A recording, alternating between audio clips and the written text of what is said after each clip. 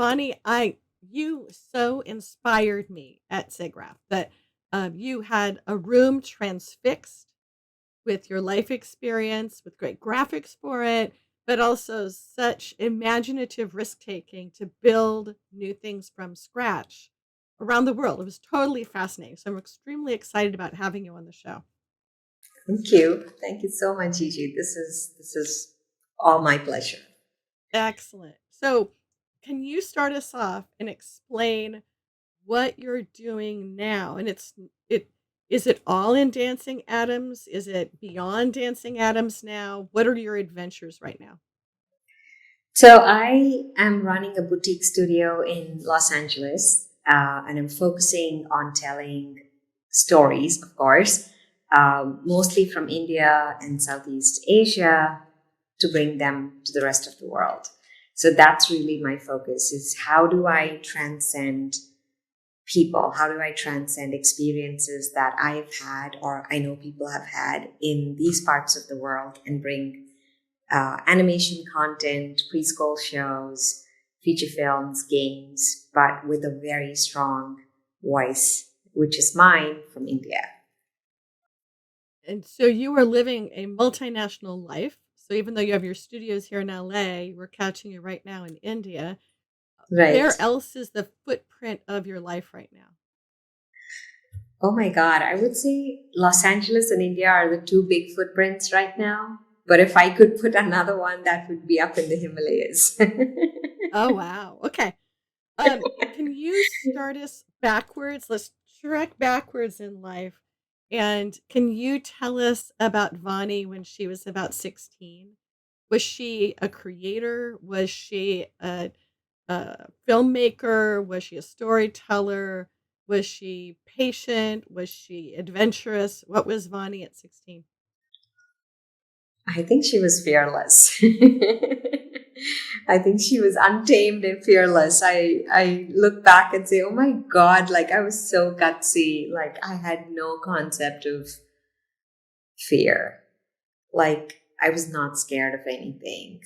Um, and I did exactly what I wanted to do. And I didn't think too much about the consequences of right and wrong, whether this is the right decision or the wrong decision. But I think I was also at the same time very spiritually grounded. So I feel like I felt free. I felt very free. So what did the 16-year-old you think you wanted to do when you grew up? Oh, wow. I think the 16-year-old wanted to. I think I just had very simple dreams, to be very, very honest. I just wanted to be independent. I wanted to be financially very strong. I never wanted to be, dependent financially on anybody. And I was willing to do whatever it takes. And I didn't think a job was a good job or a bad job or a small job. I just knew that I had to do what was there to get moving. Um, and my dreams were also very simple. They weren't as big as they are today. They were very simple. I think I wanted a very simple life. I wanted to be happy. I wanted to, be with my friends, and just be financially independent. I think I would joke with my friends of, when I grow up, I want to wear shorts and I want to have my own apartment and I just want to listen to music all day long. Oh wow. Being in India, or growing up in India, wearing shorts was like a big deal. That meant like you have arrived. That was a massive big thing for me. Were your parents creative? Did they live creative lives or are you Oh stepping into yes. their footsteps? Okay. My my father, I think, from the last memory or the first memory that I had of him, was that he was a man with colors. He would always have sketch pens, and he would just use sketch pens to continue drawing very intricate little patterns that were Indian patterns, and then he would create these forms and images around it. And there was always paint in the house. There's always colors in the house. And, whether we were painting walls, just even these white walls, he would just simply continue to paint them with different colors.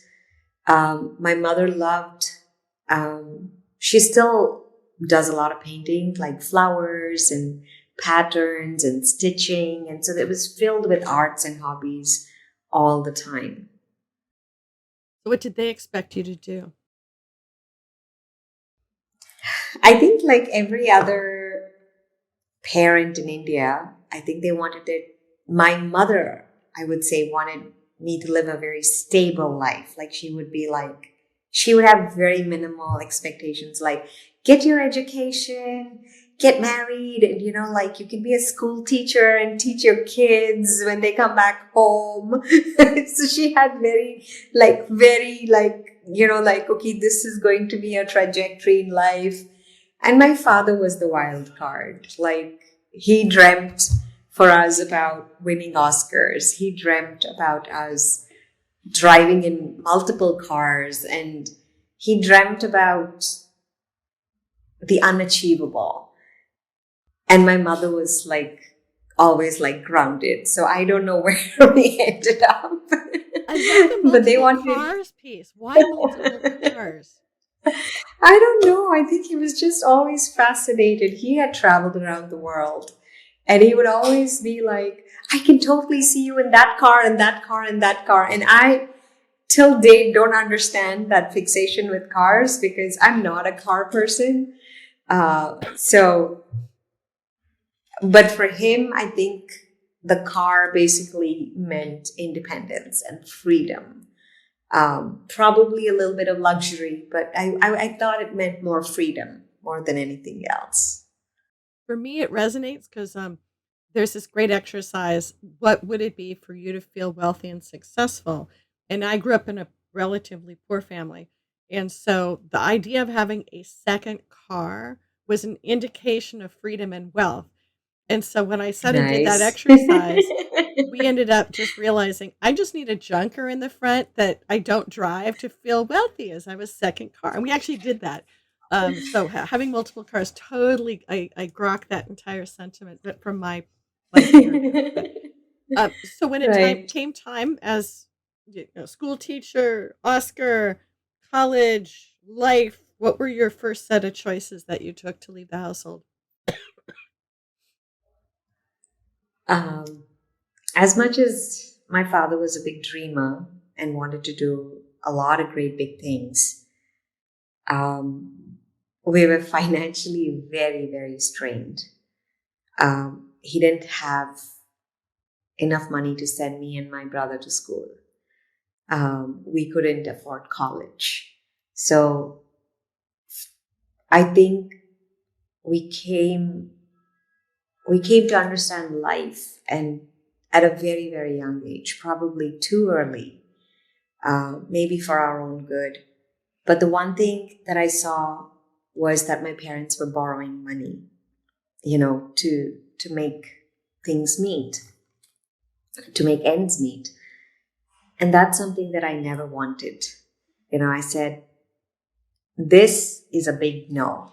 I don't have to achieve really big things in life. I don't have to have multiple cars, multiple houses, win Oscars, but I definitely do not want to be dependent or borrowing. And that was very strongly instilled by my mother, because she came from, I think both of them came from very minimal backgrounds. Uh, so I felt more the desire to say, whatever I do, I want to be standing on my 2 feet, however small that is. So what were your first steps out of the family home? I found I got a job, probably like at 17 or something, to leave. We were in a city called Madras, which is currently called Chennai, and I left home. I was 17, probably getting close to 18 or even less. And I moved to Mumbai, which is Bombay. And I started working in the visual effects and animation industry as a coordinator. So I used to go to the set, the film set, and then pick up data for visual effects, for green screen or to do some effects or very, very simple work. How did that walk in your door? How did you step into that space? I have no idea actually.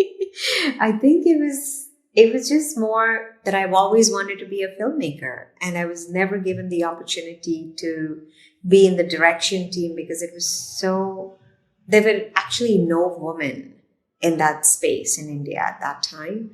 And it was such a scarcity that there was they were very scared to take any female chances. Like they were worried more about the risk of having a woman on a movie set. And so the visual effects was the closest that I could have been in touch with live action filmmaking. And so I taught myself a couple of things thanks to my brother, who was who was a whiz at like picking up things and putting things together. And he'd be like, "This is how it's done, and this is what is happening." And I'd be like, "Okay, great. Then I can be like I can be good at collecting data. I'm not a strong technical person, but I'm creative, so I'm going to jump into that bandwagon." And I said, I will do this, this, and this. And they were like, "Okay, great. Nobody has said they want to do that. So come on board." So it literally happened like that. So how did the next parts of your journey go? I mean, you ended up at Rhythm and Hues and helping them build a lot. What was the journey from that starting point to that bigger experience? I would say that, all these experiences that happened kind of put me. It's actually, I really don't understand how any of this happened. But I was in the studio in Mumbai, Bombay, and there was an email that came from Rhythm and Hughes saying that they wanted to come and visit and send some work to India. And I was like, okay, and it was a dial up connection. I couldn't see anything back then. Like all the little photographs were coming up and they were taking 3 hours to pop up on the computer. And finally, when they came, I couldn't fathom that these were the studio that I had made and, a movie called Babe, where they had won the Academy Award. And I was like, wait, what is all of this? And who are these people? And why do they want to come to India? And why do they want to work here with Indians that are not trained or talented to provide those very high end services? So I basically spoke the truth and asked them those questions. And that's basically how Rhythm and Hughes started a year later, I think, when they finally came and said, "Well, we want you to run Rhythm and Hughes." And I was like, "Are you kidding me? Like, I'm not the right person." And they were like, "No, come on," and set up the company. So why did you think that you weren't the right person? And why did they think you were the right person? That you need to ask them. But I'll tell you, I had all the reasons why I was not the right person. I hadn't graduated from school. I was not an MBA. I had no idea what a business is. I had never run a studio in my entire life. I was always working for somebody else. Um, I never set up anything on my own before. Um, I don't think anybody reported to me like in that particular way that I never set up an entity legally before in my life. There were so many things that I had not done before. Um, so I don't know. I think I think it just happened where they basically John Hughes and Richard Castaldo from Rhythm and Hughes back then. Um, they had an interview with me and asked me a bunch of questions, and they were like, "What would you do? How would you do this? How would you run a company?" And I was so cocky. I would say I was so full of myself. I'd run it from my apartment, and they'd be like, "Are you sure you'll run it from your apartment? And why would you do that?" And I'm like, "I want to save the costs." I'm like, really? Like, did I really think these things through before answering those questions? I have no idea. But the very young person in me had seen a lot that my father had done. And I think all the education of the choices that I made, I think, were subconsciously coming because of what my parents had gone through or what my father had gone through in setting up businesses in India. So this was about 2000, 2001.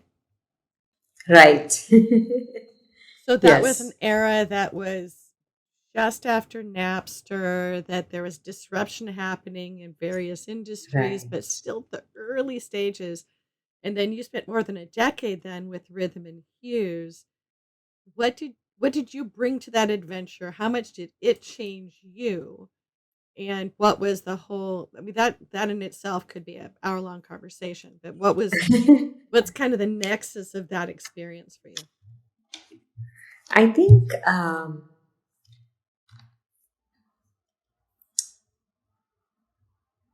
the human front, I think I understood what trust is, um, and what trust can do. So when John kind of hired me over a phone call, and I had never been to the US before, and here was an Academy Award winning studio, and he said, "You're going to legally set up a Rhythm and Hues in India." I didn't understand that. But when I understood it, I think it absolutely changed me, because trusting somebody that you don't know, trusting somebody that you've never met, trusting somebody is no joke. Um, and then believing that they will deliver is another. I mean, like, how do you do all of these things in a world where it tells you not to trust, where it tells you not to believe? And culturally, we were so different. I grew up my entire life in India. I'd never traveled outside of India. And John never came to India. So he never met anybody Never? in India. Okay. He never came to India before that. And so I think the biggest takeaway was, how do you how do you reciprocate to someone who trusts you? And then how do you expand that trust to everything else that you build? So when how do I put it? Like, when the seed, when the foundation is trust, then everything has to start with that and end with that. Every day had to start with that and end with that. So every person that I recruited after that, every person that we welcomed into the studio, every transaction that we made was purely coming from that I trust you that you will do this. And so that was the biggest, um, yeah, I think that was the biggest takeaway, and continues to be the biggest takeaway in my transactions as I move forward, is I have to trust you to do what I need to do in my life.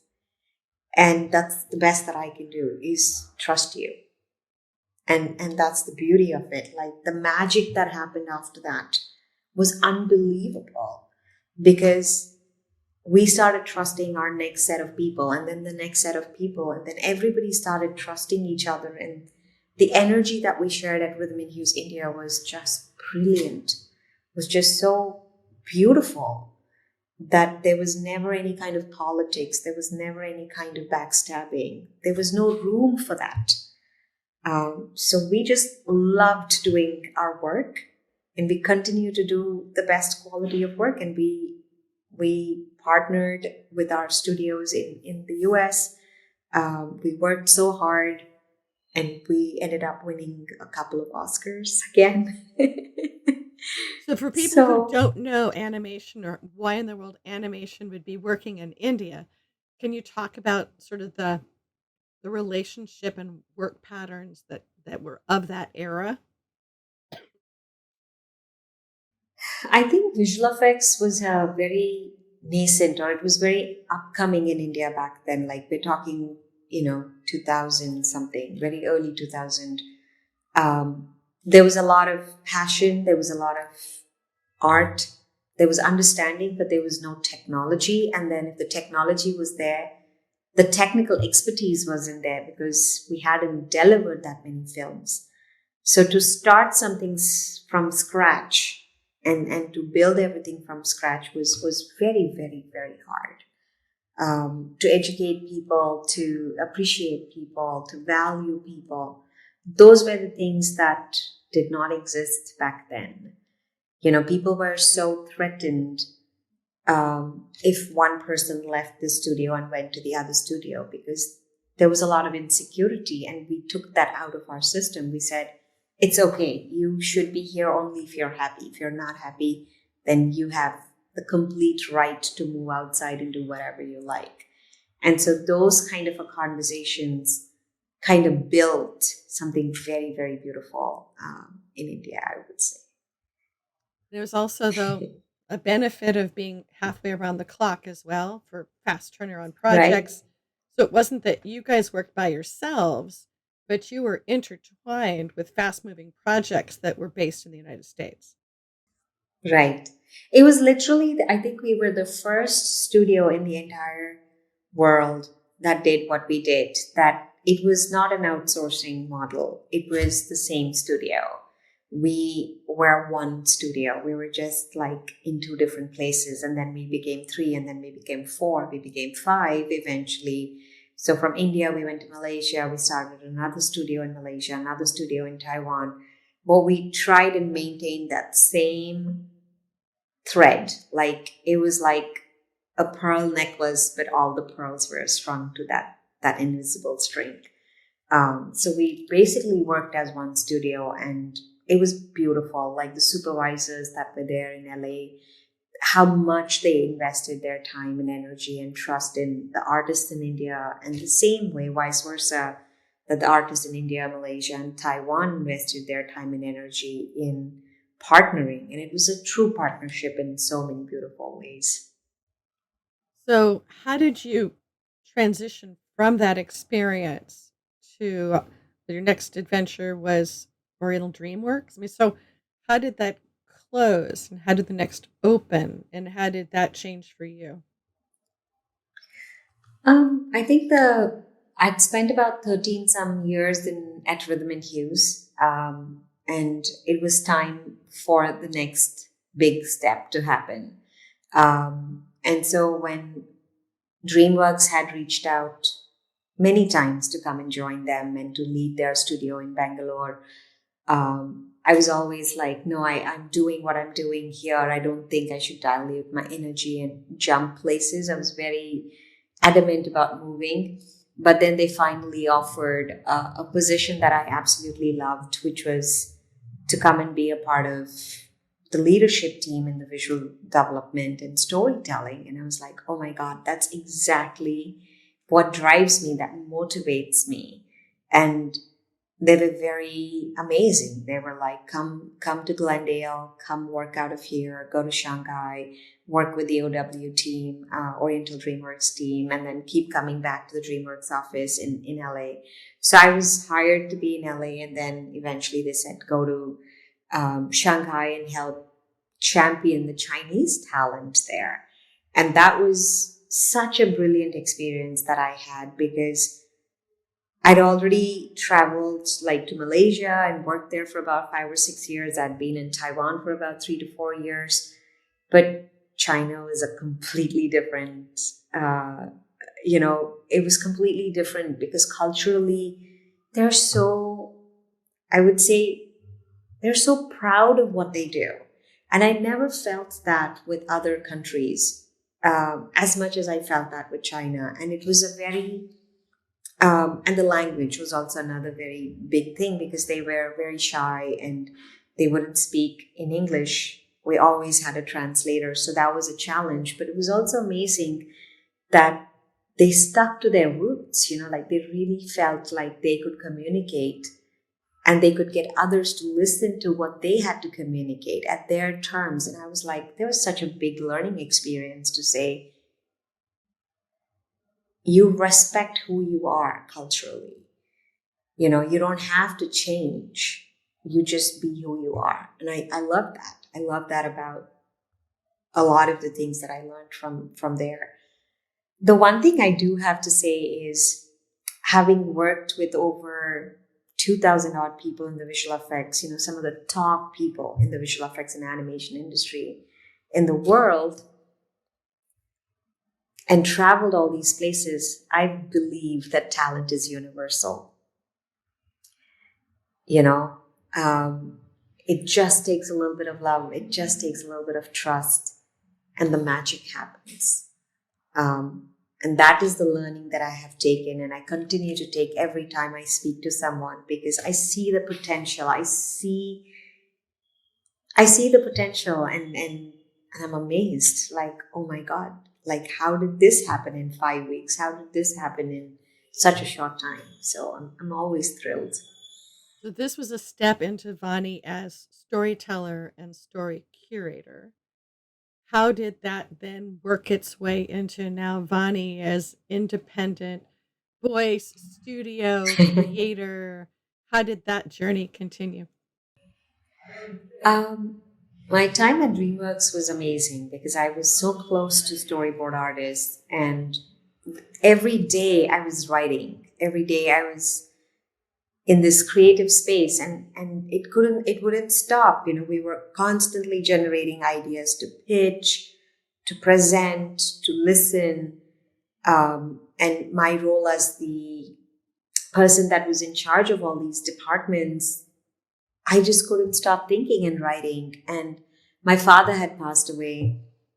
And I remember I was sharing my dad's experience with somebody and at DreamWorks, and they said, "Oh my God, you got to tell that story. That's a story I want to see on screen." And I was like, "You're joking, right?" And they're like, "No." And these were very senior people at DreamWorks. And they're like, "Unless you don't write it, unless you don't put it out there, how's anything going to happen?" And that was I think, like, somewhere that spark kind of took space. Um, I just don't know when it happened, but I knew I had to do something. I knew I had to tell stories that had that original voice. And I didn't know how to do it on my own 2 feet. I have always worked for very big studios, Academy Award winning studios, but to say I'm going to try this. And so Dancing Atoms happened. So what was the first part of that journey? What was your first creative steps? I think the biggest risk that I took was that I started writing for animation, and I realized that it was impossible to make something in animation on your own because it requires a lot of people. It requires a huge amount of talent and to create anything of decent quality back then. And so I put that aside for a while, and I said, okay, what else can I do on my 2 feet? And I've always been a travel photographer. I've trekked the Himalayas, and I've always take my camera with me. So I said, what can I do with my camera? What can I do with the bare minimum? Um, I did save up some money, and one of the options was go to film school and do film school and start from there. Or the other idea was, would you spend $200,000 going to film school, or would you just, pick up your camera and go do whatever you want to do and learn that way? So I said, okay, I'm going to teach myself filmmaking. I'm going to teach myself to be everything that I've always wanted to be, to direct, to be a cameraman, to edit, to do everything, right? And so I literally picked up my Nikon D80 or D90, whatever that was back then, and talked to a bunch of my friends, and they were like, "What are you planning on doing?" I'm like, "Oh, I want to go do this film." They're like, "Oh, great, just get a bunch of good lenses." And then I, went and picked up a few great lenses and started filming up in the mountains, and I did my first documentary. And just it was unscripted. I just went and filmed whatever I felt like that spiritually called me, I would say. And so I started gathering all the material and did my first feature documentary. So you have, from that start, moved through a fair number of spaces and creative ventures. What have been the most pivotal turns, and what has blossomed the most of the seeds you've planted on this so far? If you talk to any filmmaker who's independent, they'll tell you the journey is really long. Um, what I have what I have done on my way as an independent filmmaker is, I think I've given myself the permission to play more than anything else, because it's a process. It's not like you're going to get it right the first time.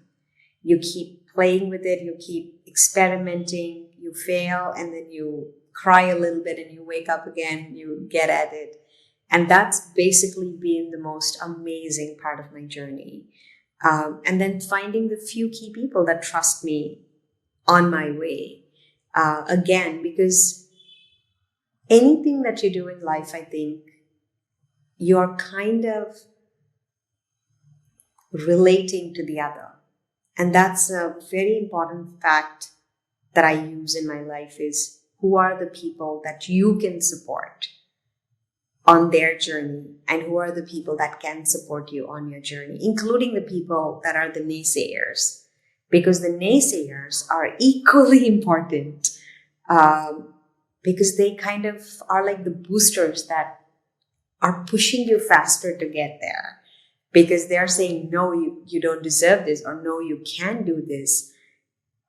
You can be very negative about them and say, oh, those guys, and you can get angry and upset, but they're also equally important, like there's a certain kind of a resistance that forms in pushing you. Like there's yeah, I mean, it's like you need that booster. Like think of it like a rocket, right? To launch that rocket out into the space, you need that pressure that kind of pushes you up. And I feel both the good and the bad are absolutely required to be on that journey. That's something that in the programs we do definitely shows up. We call it the bounce effect.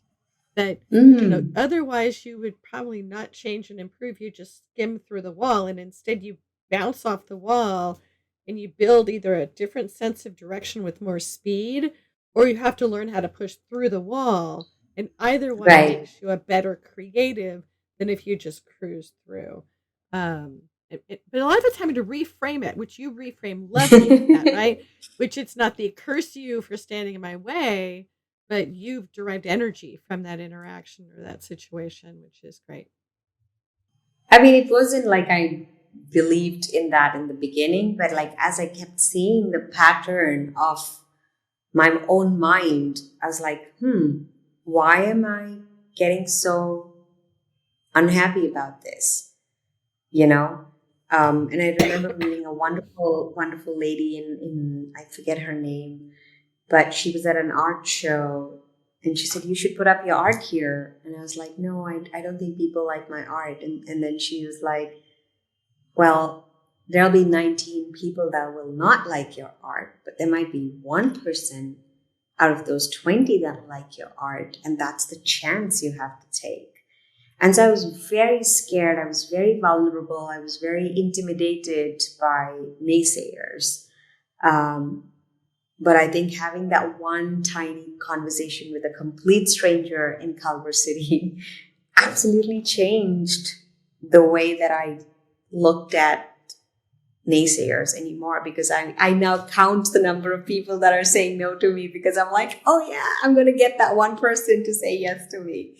And I think that's the beauty, you just walk your path and just have fun, and it'll happen.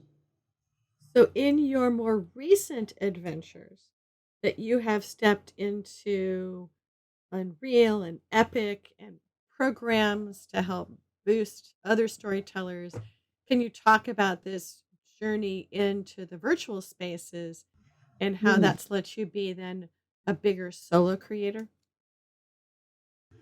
So I would say that since 2003, maybe almost 20 some years, I've been doing a lot of pro bono nonprofit stuff in the visual effects and animation community, through ASIFA India, through Women in Animation, SIGGRAPH Asia,